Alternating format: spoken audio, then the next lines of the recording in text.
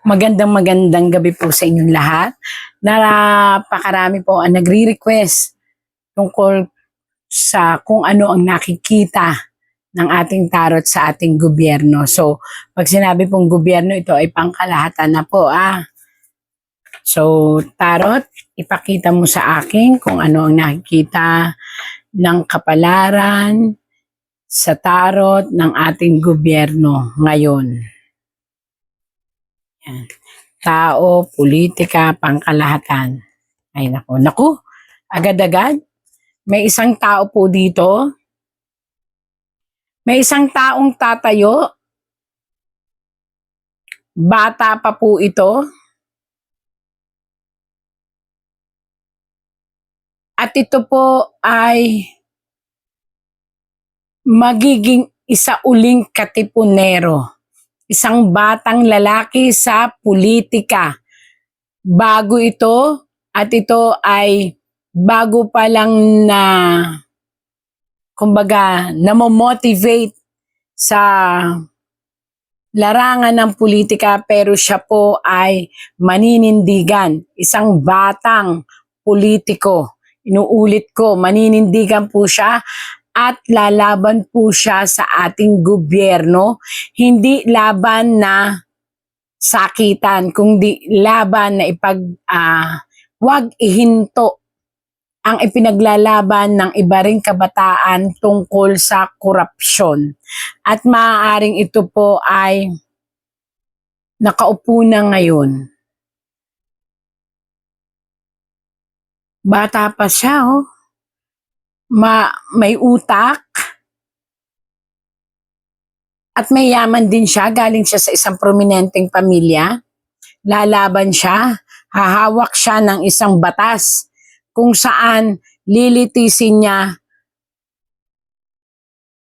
ang mga tao na may korupsyon na ginagawa. Yan po. Isang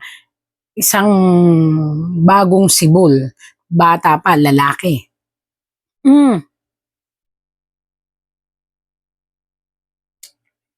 Ito po ay isang baliktad na sitwasyon kung saan ang aakalain po ng iba ay nananahimik.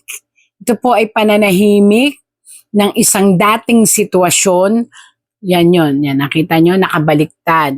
Kung saan ang akala ng ating pong gobyerno o ng mga taong nakaupo ay tahimik lang ang sitwasyon, pero hindi po. Ito po ay isang nakakawindang na revelasyon kung saan ang mga tao o politiko na dating umusig, lilinawin ko pa, ito ay isang sitwasyon ng isang politika o politiko. Tao at politika po ito, ha? Tao at sitwasyon ng politika. Kung saan ang akala nila ay nakukuha nila ang simpatya ng mamamayang Pilipino. Ito po ay mga nakaupo kung saan pinipilit nila na habulin ang mga sitwasyon upang maging karapat-dapat sila at maging maganda sa mata ng mga tao. Kaya lang po mababaliktad po at matutwist. Bakit? Matutwist, mababaliktad ang sitwasyon. Hindi na nila mapapaikot ang mga tao na maniwala. Aroy, bakit ganito? Lalong sisiklab ang galit sa puso ng mga tao sa mga nakaupo na may kinalaman sa flood control. Ibig sabihin po, hindi mamamatay ang usapin ng flood control at ng korupsyon. Sa halip, ito ay bubuhay ng mga patay. Ano yung bubuhay ng mga patay? Ang ibig sabihin po dito, may mga maglulutangan o maglalabasan na mga tao. Ayan po yung mga tao na nawalan ng buhay. Ibig sabihin po, ang ating gobyerno ay malulugmok sa isang sitwasyon kung saan mabiblame sa kanila ang lahat ng mga namatay na tao. At mula dito, mag-iisip na po ang sambayanang Pilipino upang lalong magkaroon ng malalim, ito, kaya nga po sabi dito, malalim na pagdarasal na magbago ang ating gobyerno. Uulitin ko po ha, malinaw. Mga namatay na tao po ito. Maraming namatay na tao na muling mabubuhay. Ibig sabihin mabubuhay, hindi yung kanilang katawan, hindi yung kanilang kaisipan. Kung hindi mabubuhay ang mga kwento at mabubuhay ang mga taong lalaban para sa kanila upang mabigyan sila ng hustisya. At again and again po, kaya nga po nakalagay ito, ang mabiblame po ay ang gobyerno natin o ang mga nakaupo sa gobyerno natin. Ito po ang nakita ng tarot.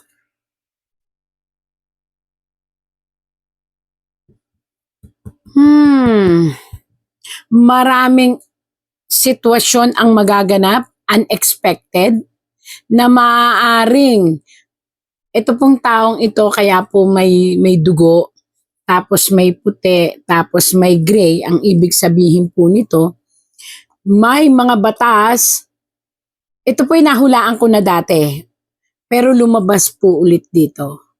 Ang ating gobyerno ay masusupresa sa isang batas na pang international. Kumbaga, isang panukalang batas na bigla na lang susulpot at makikialam upang alamin ang katotohanan dito sa problemang dating kinaharap ng ating gobyerno na flood control, corruption, and especially etong lalaking ito na naitapon sa isang malayong lugar, which is the ICC, makakalkal lahat. Isang malakas na puwersa, isang banyagang batas ang magkakalkal at makikialam at makikisimpatya sa mga Pilipino upang alamin ang katotohanan doon sa flood control. Tatlo po yun sa flood control, doon sa corruption, kung ano man pong corruption ng mga sangay-sangay ng gobyerno, at sa pagkakulong ng isang matandang lalaki na ngayon po ay nagdurusa at may dinaramdam sa kanyang katawan, lalo na sa kanyang dugo. Yan. Yan po ang nakita ng tarot. Isang lalaki, again, politics po to. Isang lalaki ang ngayon ay wala sa posisyon pero siya'y nananatiling binoto ng bayan, ng mga tao. Isa siyang batang lalaki. Ang magiging matinding kalaban ng ating gobyerno at delikado ang buhay niya. Mag-ingat po ito. Isang batang lalaki, again po isang batang lalaki, ang delikado ang buhay, ang past life niya ay parang katipunero, na magiging matinding kalaban ng ating gobyerno, ang nanganganib ang buhay, at maaaring ito ay Kung hindi po ito mag-iingat ha, masawi sa pamamagitan ng aksidente. Ayan, pag-aksidente. Or abduction. Or ikidnap. Kaya mag-ingat itong batang lalaking ito. Ito po ay kumakalaban po ito sa gobyerno. Ang kanyang parang makikilala siya bilang isang lumalaban sa gobyerno. Paano ko po nalaman na lumalaban sa gobyerno? Nakabaliktad po siya. Tapos po, nakita nyo pula, ginto, at asul. Hindi po ba ang bayan natin ang ating bandila? Kaya lang po siya ay parang itataob o ipapatahimik. So mag-ingat po ito. Sana naman po wag mangyari ito kasi parang nakita ko naman sa batang ito ay magaling siyang politiko at tapat siya. Ayaw lang niya ng magnanakaw. Yan po. Sana po ipagdasal natin na wag itong mangyari pero nakita po ng tarot. Sinasabi ko lang po. Again and again, higit sa lahat, Panginoon, dasal po tayo. Pero sana po kung sino ka man, mag-ingat ka. Marami ang naghahangad ng iyong pagkawala. Ang mga kalaban.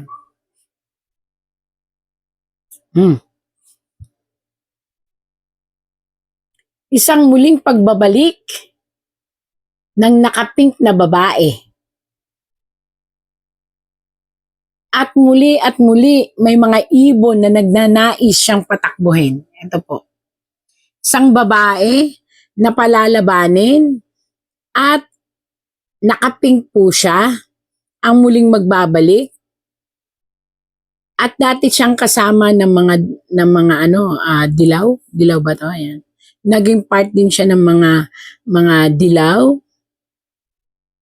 Ayan po, dilaw. Pero siya nakasuot ng pink. So, babae po siya. Na yun ang sinisignifies ngayon ng kanyang grupo. At kaya po mayroong espada at may mga ibon. May mga umaawit sa kanya na siya ay tumakbo. Pero again and again po, ayon po sa tarot, hindi na po niya panahon. Sana noon, panahon po niya. Pero ngayon po, baka sasabihin na naman nila, hindi na pala niya panahon, paano mo na lamang hindi panahon? Nakita niyo po ito? Papaliwanag ko po sa inyo ha, para mabigyan ng liwanag.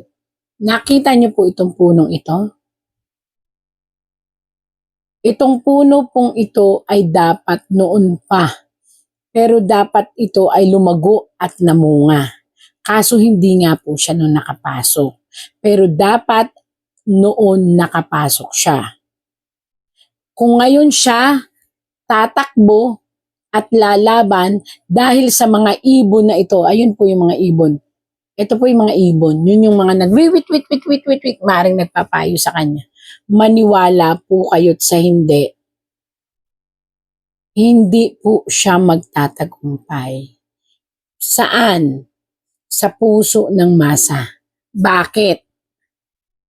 Kasi po mahahati ang puso ng masa in accordance po dito sa politikang ito na sinasabi ko po sa inyo, kailangan niyang pag-isipan na huwag siyang makinig sa mga ibon na yun dahil napakaraming problema ang kanyang sasagupain.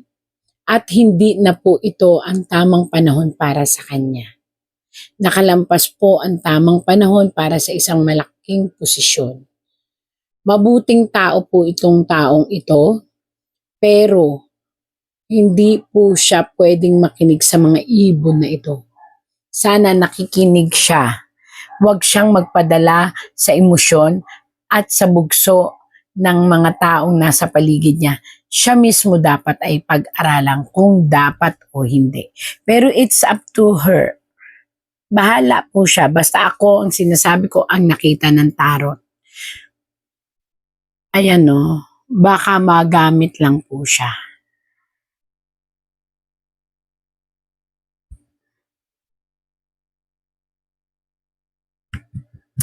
Tatlong malalaking bansa ang magsasanib puwersa. Tatlong malalaking bansa ang magsasanib na puwersa upang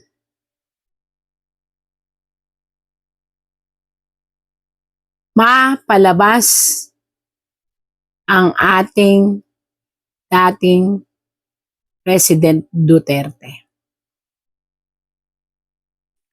At susuportahan ito ng ibang mga karatig na maliliit na bansa.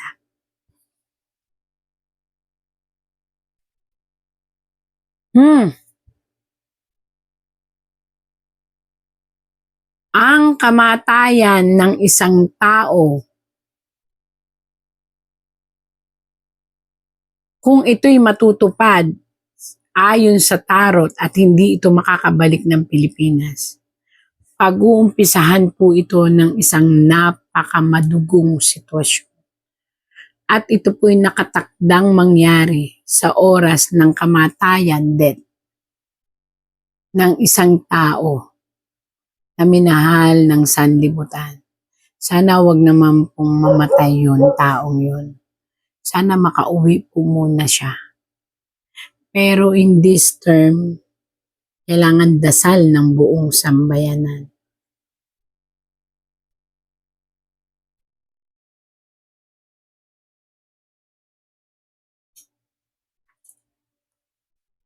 Pagbagsak po, ito po nakabaliktad. Pagbagsak o paghina ng isang namumunong mga mambabatas, maaring alam nyo na to, ang ICC. At yun po ay naihula ko na before. Ngayon, bumalik ulit. Ang ibig sabihin po nito,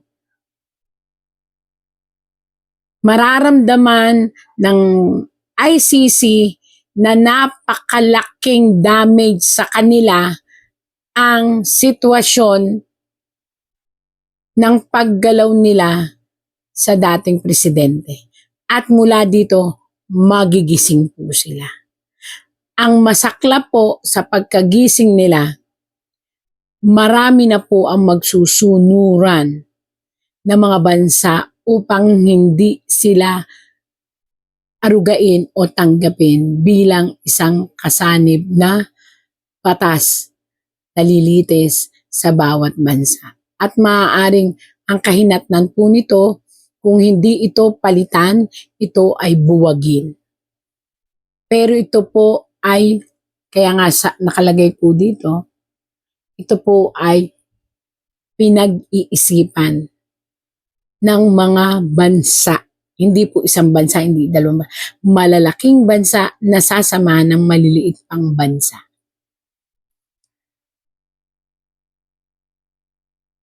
Ay,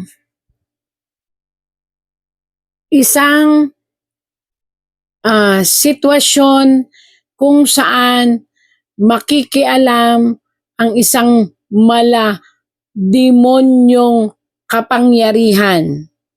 Ayan po papaliwanag ko sa inyo. Demonyong kapangyarihan. Bakit po demonyong kapangyarihan? Ibig sabihin po nito, ito ay isang kapangyarihan na malakas, sobrang lakas. Hindi po ito kapangyarihan ng pera lang. Ito po ay kapangyarihan ng pagiging absolute. Malakas na kapangyarihan po ang parating na didisiplina sa babae at lalaki. At ito po ay matatanggap bago matapos ang terms ng babae at lalaki. Isang matinding hindi ko alam kung gulo po ito, as in parang kumbaga sa isang sitwasyon na matindi, mabalasik, As in, nakakatakot. Ang bigla na lang po ito mag-emerge at ang magiging target nito, maaring batas din po to, maaring isang bansa din po to. Basta matindi po ito, kumbaga, kaya malademonyo yung sinasabi is hindi po pwedeng i-stop. Ang makapangyarihan talaga to, ang didisiplina sa isang babae at lalaki na, syempre, pinag-uusapan po yung politika. Kung sino, representative lang po itong babae at lalaki. Ibig sabihin, maaaring ito ay ang mga namumuno kung sino man, namumuno sa bawat sangay ng gobyerno. Bawat sangay, ibig sabihin, iisa-isahin po ito. Kaya hindi po, pero magiging hustisya ito para sa mahihirap. Kaya nako, yung pong mga nakaupo na sa tingin ninyo kayo'y corrupt, sa tingin ninyo kayo may nagawang hindi maganda, sa tingin ninyo po ay may natapakan tayo sa gobyerno. Mayroon pong parating na matinding disiplina na haharapin ng mga nagkasala. Ito po. Yun po ang nakita sa ating gobyerno ngayon. Politika pa rin. Ayan. Ano pa sa labas? Again and again, may nananahimik na bansa. Dalawa ang muling mag-iiringan. Apektado tayo dahil sa ekonomiya. Maring ito'y Iran or Iraq. Sinabi ko na to dati, naulit-ulit po.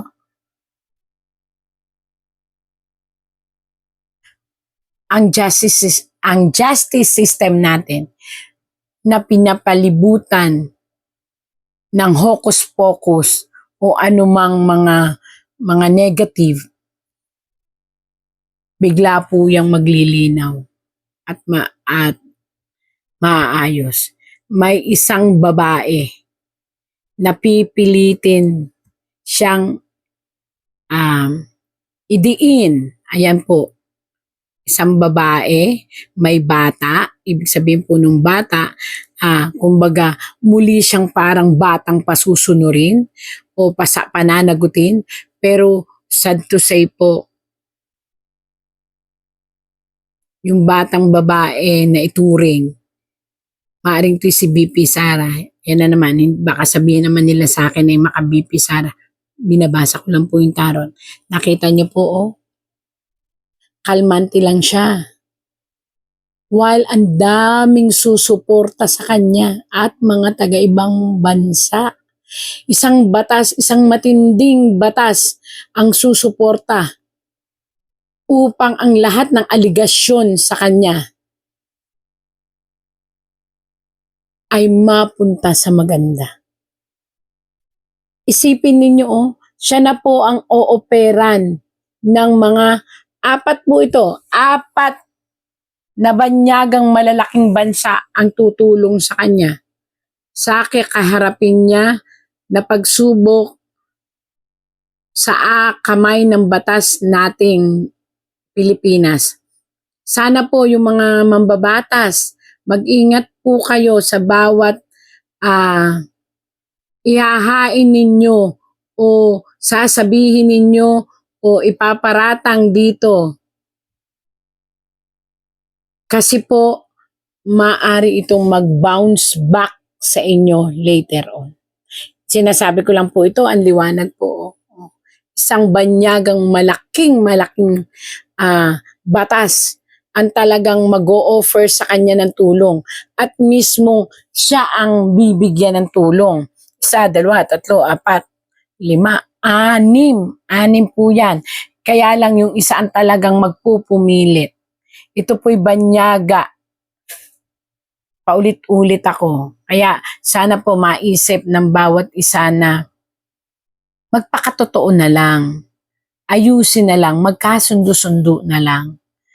Kaysa sa dumating yung time na lahat ng iparatang dito sa babae ay mag-bounce back sa lahat ng mga magpaparatang sa kanya. Especially, she is being chosen kapalit ng kanyang ama. So may divine guide talaga po sila. So sana po mapag-isipan para walang gulo. Kasi po itong kapalaran na ito na pinipilit na paguhuin sila ay naku, nakakatakot po. Maraming sasalo. At sa bawat pagsalo, paglubog ng kalaban. Yun po ang nakalagay dito. Marami pong ipupukol dito sa babaeng ito. Again and again, malalampasan. At hindi lang po malalampasan, mismong ang banyagang bansa ang tutulong sa kanya. At ang mga bagong sibol na mga katipunero ay magbubukas ng daan para proteksyonan sila. Yun po ang nakikita. Again and again, kahit anong sabihin po, patuloy po ang pagbagsak ng ating ekonomiya. Nawala na po ang kredibilidad ng mga businessman at saka mga malalaking negosyo. So ito ang kailangan pong agapan. Kaya lang po sa ngayon ay talagang wala, bagsak po. Hay nako, nakakalungkot. Ano po ang ating gobyerno? Bakit ganun? Ang pangit ng... Gusto ko mampagandahin po ang pagbasa ng tarot. Ayun po ang lumalabas. Ako po yung interpreter lang. Taga ano lang po ako. Taga basa. Kaya kinakailangan po everyday magdasal. Yun po ang nakikita ng tarot sa ating gobyerno. At tandaan po natin, kahit anong mangyari, God gives miracle every day. So, sana lagi po tayong magdasal na makarecover tayo. Bye-bye.